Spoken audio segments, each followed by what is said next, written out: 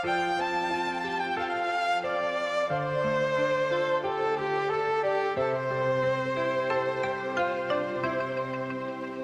ៃសាំងឡើងខ្ពស់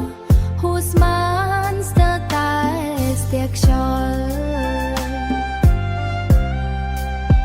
នឹកស្មានមិនដល់ទ្រូងអំពុលខ្វល់ថប់ដើមទ្រូងរោគមិនបានរោគអ្វីមិនបានជីវិតស្ទើរធ្លាក់ដល់សូន្យរាប់រ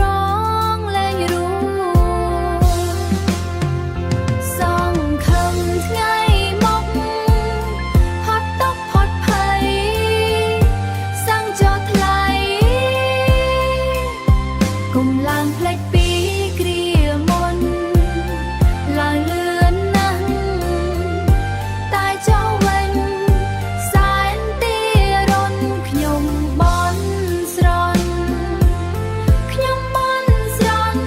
ឲ្យព្រះជួយផងអសាំងអើយឡើងហើយកុំឆ្លៀតឱកាសឲ្យច្បាស់ឡើងច្បាស់ច្បាស់តែសូមកុំកេងបន់ឡំខ្មែរដូចគ្នា